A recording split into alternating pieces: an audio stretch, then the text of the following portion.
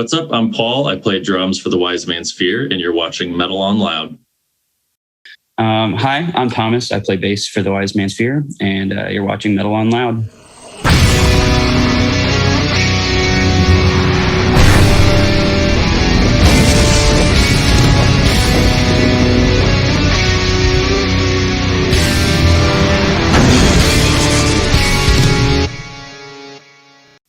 Thank you guys for joining the podcast. How are things in your world? Thanks for having us, man. Things are pretty good, honestly. Our world's slowly returning to normal here in the U.S. We're getting the vaccine spread wide and far. So, yeah, it's looking up, I guess. I just had my second shot today. So, hey, congrats. All set nice. for the festival season. Nice. You guys just left the studio, correct? That's right. We got back really late at night on the 14th. So, we kind of staggered. It was our clean vocalist, Tyler, and I were the last two there, but it was kind of a revolving door of people hopping in and out for 2 weeks, which was a really crazy, awesome experience. Mm-hmm. So how did the recording go? It's for your fourth studio album, correct? Yes, sir. Yeah, I loved it, man. It was awesome. We're all super duper happy about the songs. They came out absolutely amazing. Tom, you want to share your experience or any of that? Yeah, man, it was great. I don't know. It's kind of tough because it feels like every single time we leave a studio session, we always feel super confident and we always feel like, oh, this is definitely the best material we've ever written. But like, we always definitely believe that. And I think that is still definitely the case with this new stuff. I feel super confident with it. Definitely. Will it be anything in line with your previous 3 albums, or is it something completely new?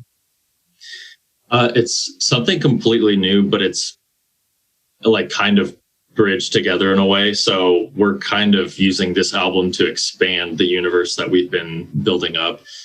In fact, the single that we put out at the beginning of the month, that song is kind of a depiction of some characters flying through a wormhole, sort of some weird stuff, but basically bridging over into a little bit of a multiverse feel. So the benefit that we've been trying to achieve from that is writing this new record in a completely different setting and different time period, sort of different cast of characters. And getting to play around with some new styles and new techniques as a result of that.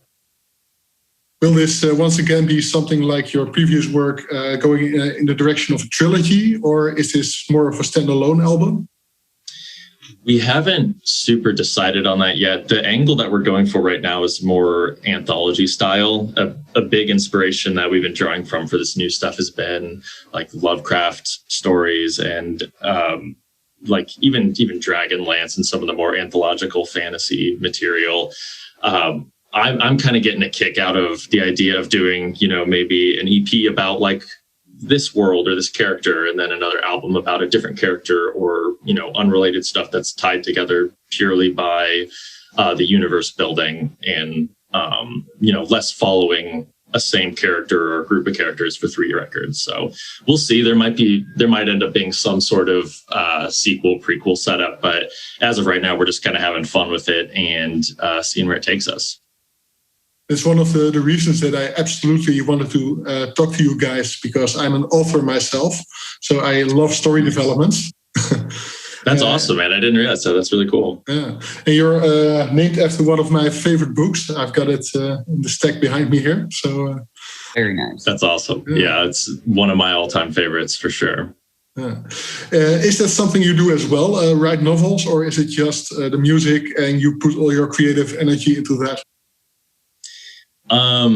I was a creative writing minor in college, so I've done a little bit of tinkering around with short stories. And during college, I was trying to write a novel, and I never devoted enough time to it, so it's still a draft kicking around somewhere. But in the long term, I would really like to, get serious about novel writing, and in fact, turn some of the records that we have done into novellas or short stories or something, and try to flesh that out, because it's a very different challenge, as I'm sure you know, writing novel material or long form written format versus lyrics, where you get a little bit of ambiguity you can hide behind. Yeah, well, you can always go the anthology routes and do short stories and put them together into a bigger work. Yeah, exactly, and that's kind of the hope. Is it's great for that purpose. It's also great for just a creative empowerment perspective, because we loved the trilogy that we did previously, but we sort of got the feeling if we stayed there any longer it would get stale, or we were worried that the storyline wouldn't be as fresh. And yeah, we just wanted to have as much fun with it as possible, and for us that feels like an anthology. One of the things that really struck me with the new song is that it sounds more sci-fi than fantasy. And I like I'm glad yeah, good. That's awesome. I'm glad you liked it. And I'm glad you picked up on that little tonal shift. We always want to stay true to our core sound and not become one of those bands that drift super far away from where they started. Not that there's anything inherently wrong with that, but just from a listener's perspective, I feel like I enjoy it when bands kind of pay homage to what got the fans into their music, and just double down and refine their sound rather than jumping around too awful much at times like this. So yeah, we wanted to do something new, something a little experimental, but also keep it, under the umbrella of the stuff that we generally want to sound like. Yeah. How would you describe your sound for people who haven't listened to the band yet? I heard it called fantasy core. It's metalcore, of course, but how would you describe the sound itself? Yeah, fantasy core is the term that we use to describe the sound. Oh, Tom's coming back. It's basically just shorthand for fantasy themed metalcore. So, like you said, it's metalcore music, but we focus on the story writing component and character building, world building, and all that stuff in a way that is sort of typical of high fantasy stuff. And then also sonically, we try to work it in just in the little bells and whistles production elements, the odd pan flute or didgeridoo that sneaks its way into a song. That kind of stuff is useful to rope in the sonic elements into the lyricism and the storytelling as well. I would really like to see these characters, these worlds you've created, and project it onto something bigger, like, for instance, a book or a movie series, web series, whatever. Have you ever considered doing that with these characters? Yeah, that's something we talk about a lot internally, and we get messages a lot about. But ultimately, we would need a pretty big budget if we were going to do something grand like that. Although, hopefully, one day it'd be really cool. Something we've thrown around was the idea of a graphic novel or something that's a little more achievable than a movie, but still something that you don't see come out of a lot of bands. Yeah, I know. I'm not sure if you're familiar with the artist Lights or Coheed and Cambria, but there are a couple bands out there that have done, comic book adaptations of their stories. And I always find that stuff super interesting. It contributes a lot to the music that they're creating when there's this fully fleshed out thought process behind it all. Do you know the German band Van Canto? That's a cappella metal band. A cappella metal band. I thought Heilung was the only one like that. They were our first guest on the podcast when we restarted it. And they did this album that they did in cooperation with a writer who wrote a book, and they wrote the lyrics and the story, and together they paint one big picture. That's super awesome. I know I've never heard of them, but that sounds like an amazing idea. Cool. You should check it out. I think you'll like the idea. Absolutely. Actually, it's funny because something that we talk about as a band a lot is it's almost silly how many bands don't do stuff like that. I think especially in metalcore and in a lot of the heavier music, you get music about heartbreak or anger or whatever. But there's four kinds of songs that you hear over and over and over again, and it's not bad, but it's a really cool platform to be able to do storytelling. And I think a lot of people don't see the potential there. Well, most of the music that's out there is supported by a single beat. So, yeah. Right. Yeah. And there's not much diversity. Yeah. How's your year gonna look? Do you have any shows planned or tours?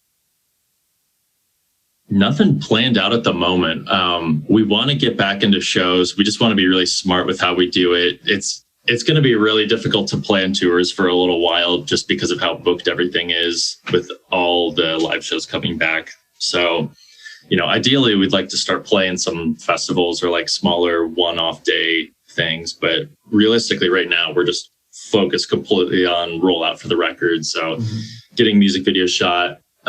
We're going back in September for a weekend to do revisions and talk to our producer, just get everything buttoned up. So the way our release strategy for this album is going to be a little more work intensive on our end this time around. There's a lot of sort of, I guess, like Easter egg elements going on. So the general format for the record is going to be kind of a globetrotter mystery puzzler that the main character is going on and solving. So we're trying to create this whole web of visual and audio, like a whole spectrum for people to follow along with and pick up on clues and become part of the adventure and make it really immersive. So that's going to take a bunch of focus on our part. Yeah. So that's what we've been I feel like about. In general, like our entire schedule has kind of been really coincidental in terms of like the way it worked with the pandemic. Like we had our last album, like totally ready. And we were super stoked to start making pushes for that. And then like, as soon as we finally got everything lined up to get ready to drop the album, that's when we went into like hardcore lockdown mode. And we were like, well, we can't pull the plug on the album. We've already been like sitting on this for so long. And then about by the time we realized that we were going to be done with this new album, that's when it seemed like everything started getting back to normal. But we still had work that we were like going in to do on this new album. So it's like, it kind of sucks in the sense that like we didn't have a whole lot of like free time to try to put together like shows or tours and things like that. But on the other hand, like we've got new content to put out now, like sooner than we would have. So. Yeah. Do you feel your previous album didn't get all the attention it deserved because of the pandemic? I wouldn't say that. I actually think we viewed it as a net positive releasing at the onset of the pandemic. I think if we had put it out 2 months after when we did, it wouldn't have been the same story, but it was released late in May. So in the US, at least, people were still in hard lockdown and there was stimulus money coming in. So I think the net result was a lot of people were just like looking for content on the internet and sitting at home, online shopping or browsing, watching music videos and everything. So from a spreading the word from a standpoint of exposure, it was actually a kind of good time to release. It's just the bummer was no support touring. So, you win in some regard, and then there are other facets that you lose at. But. Yeah, I think that's a problem many artists have been facing the last year and a half. I talked to Andreas Kisser from Sepultura the other week, and they had the exact same. The album got released, and within a month, COVID broke out. Yeah. So, no tour. That's so crushing, man. That's tough. Yeah.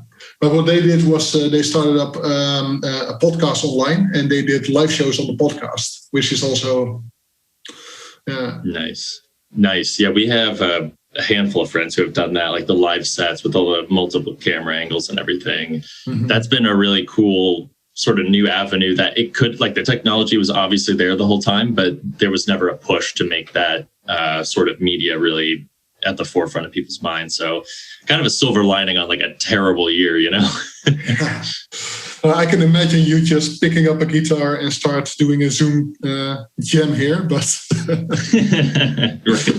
the technology is great at the moment. Yeah. It's awesome. And even like from a writing standpoint, we've been able to, we all have home recording setups. So the demoing for this album was actually, pretty like fluid and quick, where people would write the foundation for songs, send it somewhere else, someone who would tweak the drums or guitar and add like vocal demos. So we were actually more prepared for this most recent studio session than, we felt like in the past for a lot of them. It's kind of a strange byproduct.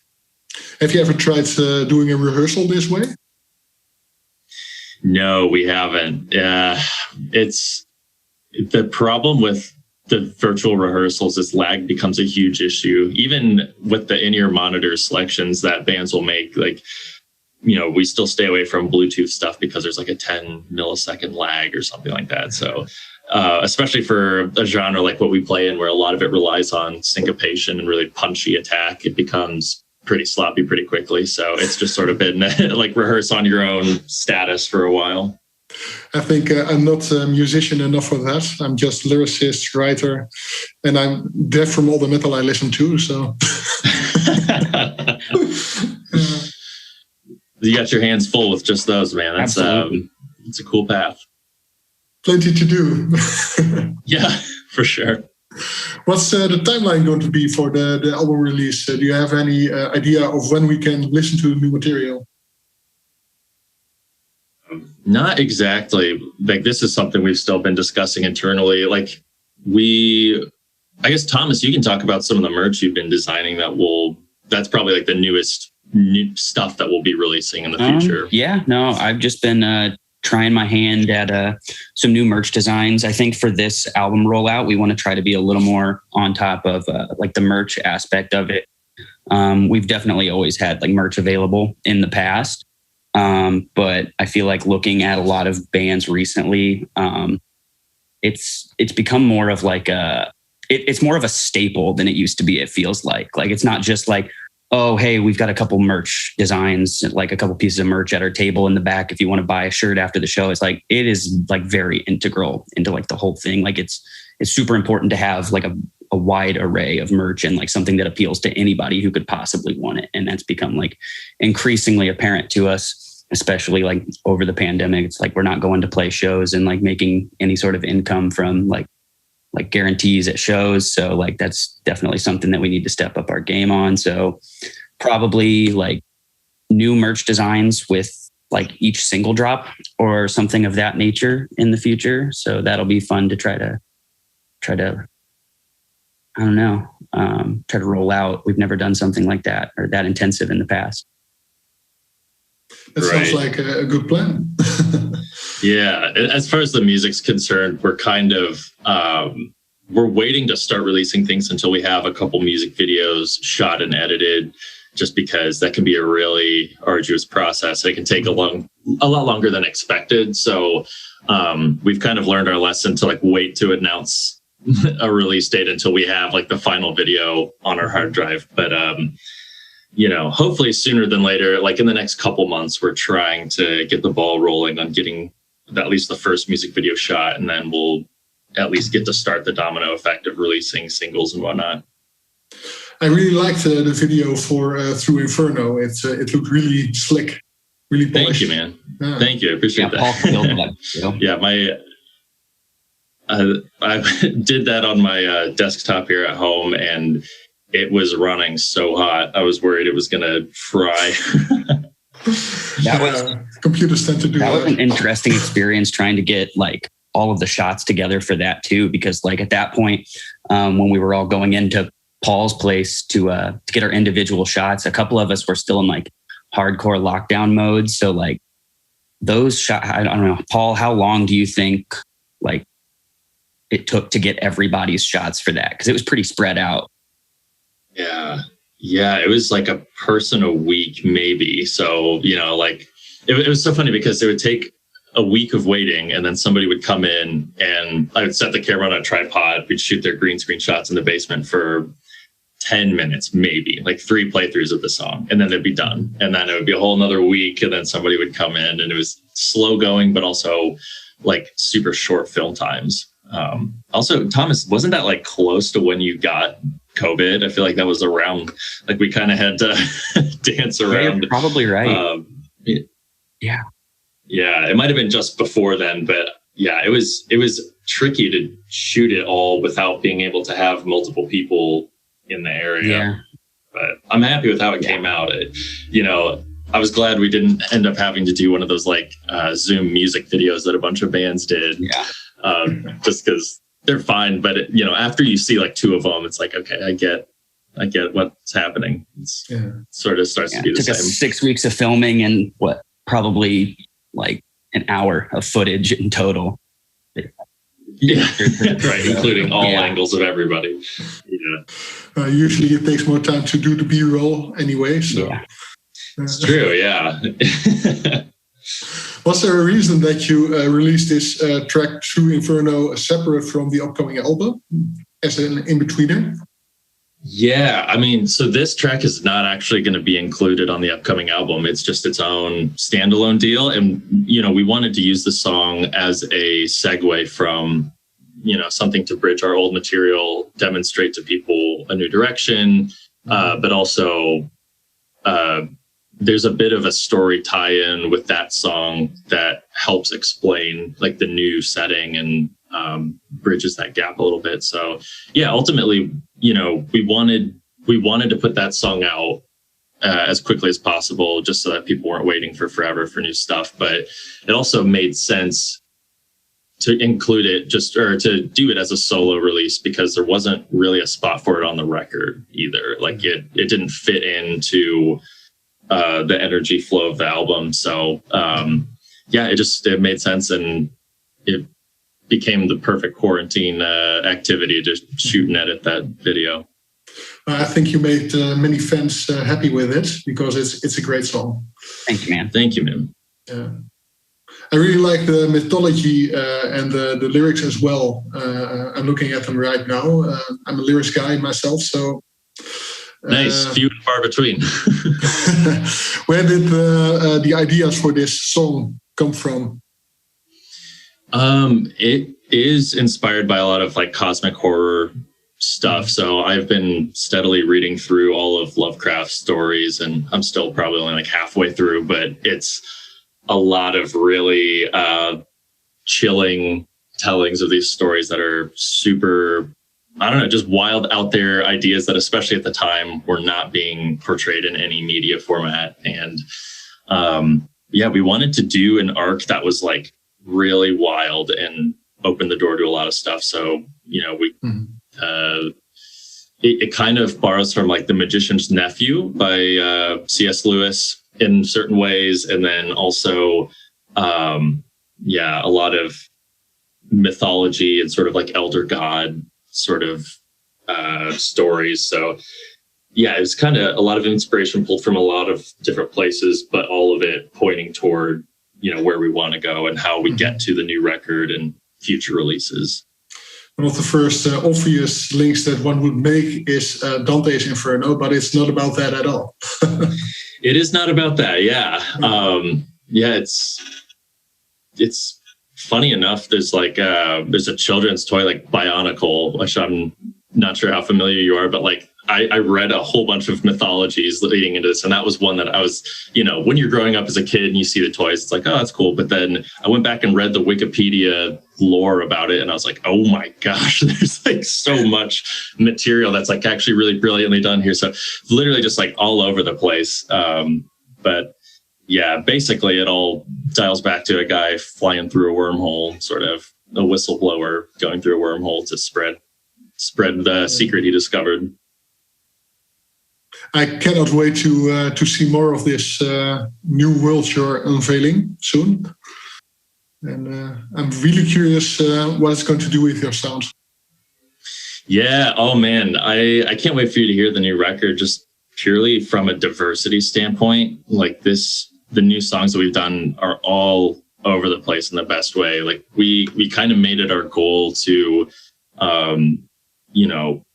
make a starting point, like a certain culture or a certain time period, a setting, and then soundscape a song backwards from that point. So sort of reverse engineering based on different settings. And the full thing came out just so cool. It's by far my favorite. One thing.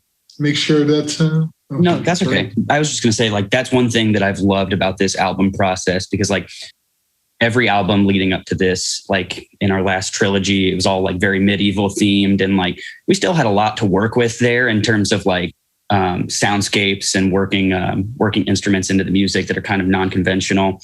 But when we switched up from like kind of medieval themed stuff to like space and time, it's like that opens so many doors for like endless possibilities. Like you can incorporate like any sort of sounds or instruments and find a way that it could link in with the story. And that's been a lot of fun to try to do.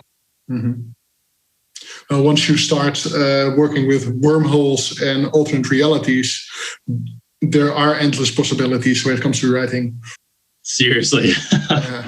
Yeah, that's kind of why we landed on an anthology approach for new stuff. Is it's like it's too much fun. Like I want to jump around here and there, and we all have like these crazy ideas about different settings, and now it's all accessible. Plus, the new video really looks like a bit of virtual reality. So yeah, that was kind of the goal. Is represented in this sort of weird, distorted reality, so that it feels like kind of real but kind of surreal. Interesting stuff, guys. Do you have any words for your viewers out there, the fans and our community? Just thanks for listening, Randy. Thanks for having us on, man. Thank you, man. Yeah, we've been really, really appreciative of the feedback on the new single from everybody. So yeah, we hope to have new stuff sooner than later. Once you do have it, don't forget to send a copy our way, and we'll probably talk again. Looking forward to it, man. Absolutely. Awesome. Thanks for coming on, and metal all out. Metal all out.